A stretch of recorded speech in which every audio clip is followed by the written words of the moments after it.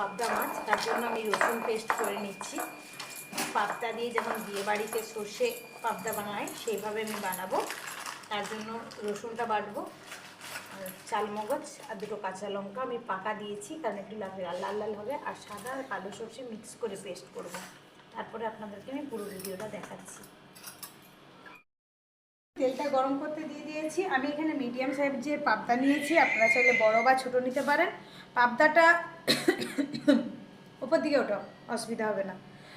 যখন ধুয়ে করে নুন, হলুদ আর একটু সর্ষের তেল মাখিয়ে কিছুক্ষণ ঢাকা দিয়ে রাখবেন। তারপরে ভাজার সময় অল্প তেল দেবেন আর ঢাকনা, অবশ্যই প্রোটেকশন, যতই হোক রিস্ক নেওয়া যাবে না। তার জন্য আমি ঢাকনাটা হাতের কাছে নিয়ে নিয়েছি, তেলটা গরম হতে দিয়ে দিয়েছি, বুঝতে পারছেন অল্প করে তেল দিয়েছি। এখানে আমার ওই 300 গ্রাম মতন মাছ আছে, সেটাতেই বানাচ্ছি।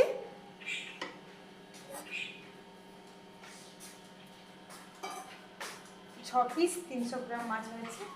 আপনারা চাইলে ছোটো বড় যেটা পছন্দ আপনাদের, তবে মিডিয়াম সাইজটাই আপনারা সবসময় মার্কেটে ফ্রেশ অ্যাভেলেবেল পাওয়া যায়।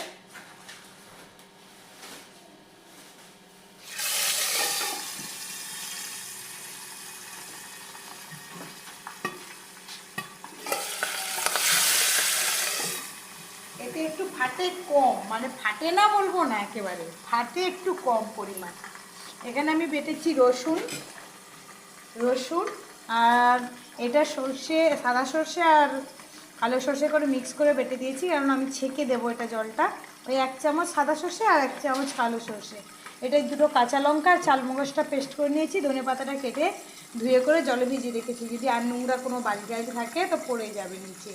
আর 3টে গোটা কাঁচা লঙ্কা দিয়ে রেখেছি, কালো জিরে আর সর্ষের তেল।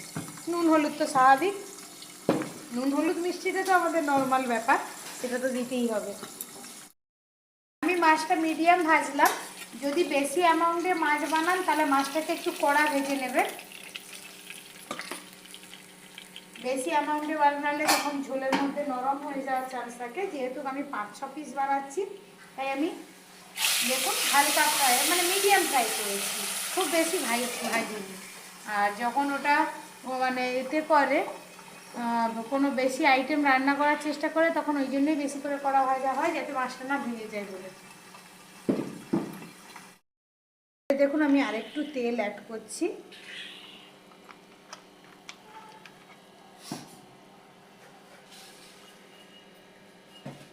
সামান্য কালো জিরে, বেশি কালো কালো ভালো লাগবে না।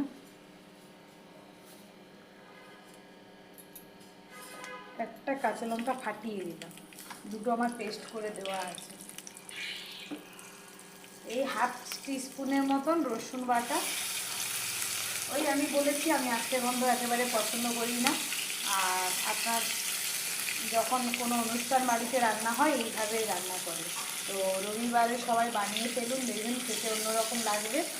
সবসময় একঘেয়ে সর্ষে বাটার চেয়ে এটা অন্যরকম টেস্ট হবে। এবারে দিবেন চালমগজ আর লঙ্কার পেস্টটাকে, এটাকে এবারে ভালো করে ভাজবো মশলাটাকে।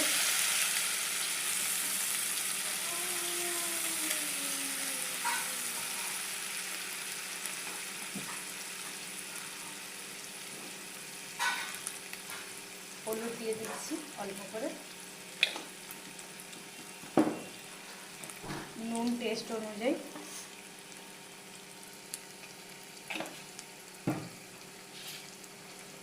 ওই চিনি না দিলে মন খুশখুশ করবে, তো তার জন্য দিয়ে দিলাম। এটাকে একটু কষতে দেবো।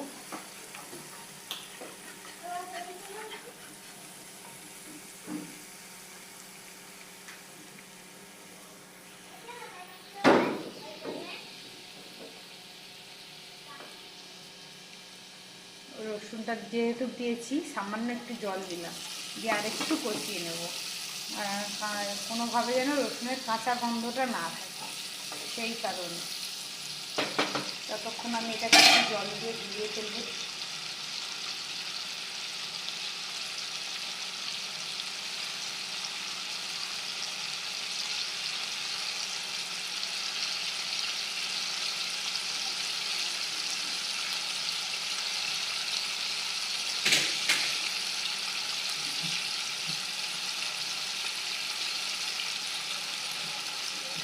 সর্ষেটাকে আমি পুরো জলে গুলিয়ে নিয়েছি, ছাঁকনি দিয়ে ছাঁকছি না, ঠিক গুলিয়ে একটু মানে আপনি যদি 5 মিনিট হাতে ধরেন, 5 মিনিট ভুল বললাম, 5 থেকে 10 মিনিট হাতে ধরেন যদি, দেখবেন খোসাগুলো নিচে ডুবে যাবে। হাতেটাকে ছাঁকনি না থাকলে আমাদের তো একটা পাইকারি ব্যবস্থা করতে হয় কাজ করতে করতে, তো সেটাই হলো। এরকমই করে যদি আপনি ঢেলে দেন তাহলে আর কোনো সমস্যাই হবে।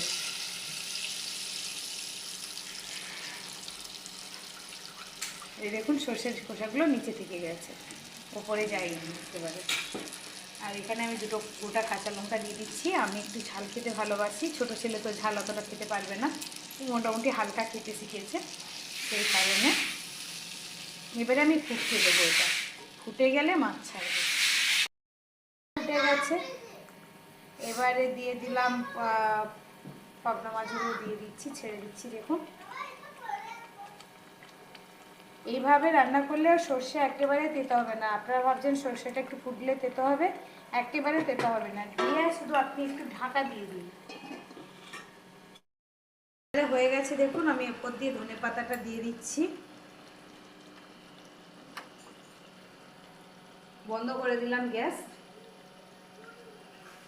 একেবারে ডিফারেন্স, রবিবারে একটু তো মানুষের সময় থাকে, অফিস কাছারি ছুটির দিন, সেদিন একটু বাড়িতে বসে বানিয়ে ফেলুন, খেতে খুবই টেস্টি হবে। তবে একটুই অনুরোধ করব, শিলেই মশলাটা পেস্ট করে নেবেন, বিশেষ করে সর্ষেটা।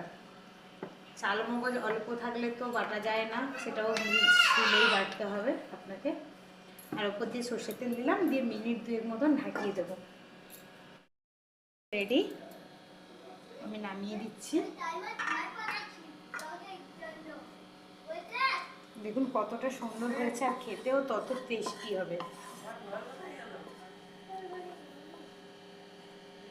আমি একটু তেল ওপর দিয়ে দিয়েছি বলে হালকা ভেসেছে, ওপর দিয়ে অবশ্যই একটু তেল দেবেন, না হলে সর্ষের ঝাঁসটা ঠিক বেরোবে না।